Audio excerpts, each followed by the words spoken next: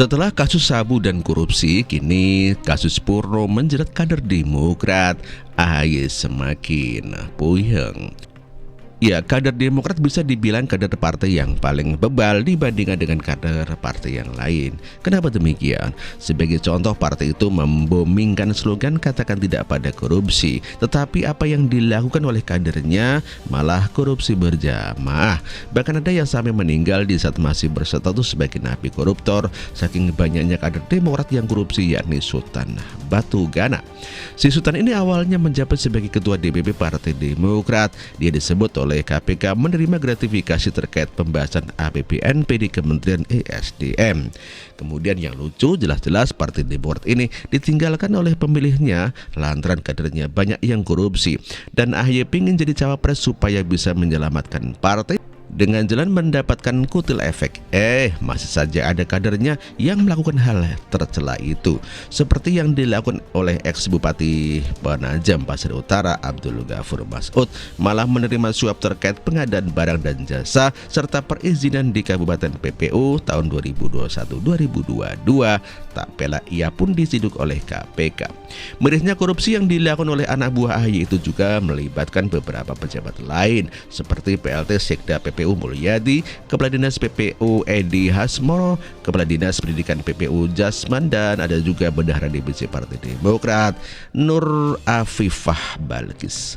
Nur Afifah Balkis ini yang patut disayangkan, pasalnya usianya masih muda banget, yakni 24 tahun, masih lajang pula alias belum menikah.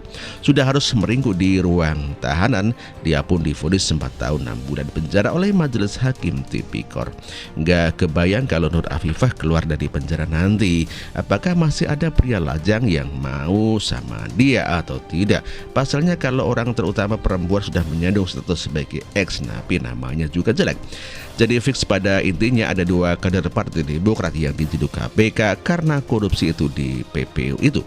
Nah, belum selesai dengan kasus Abdul Ghafur Mas'ud dan Nur Afifah Balkis, Gubernur Papua Lukas NMB juga berulah. Dia juga korupsi namun tak mau bertanggung jawab. Supaya tidak terciduk KPK, Ketua DPD Partai Demokrat Papua yang baru saja dicopot tersebut mengerahkan massa untuk berjaga di rumahnya hingga KPK terpaksa menunda penangkapan. Baru setelah 10 Januari 2020 lalu Lukas berhasil ditangkap setelah masa yang berjaga di rumahnya semakin berkurang. Celakanya bertepatan dengan hari penangkapan Lukas, ada juga kader Partai Demokrat lain yang ditangkap. Dia adalah Wakil Ketua DPRD Solok, Luki Effendi. Si Luki ini diketahui merupakan pemakai narkoba jenis sabu. Memang kalau diperhatikan orang di dunia ini agak unik.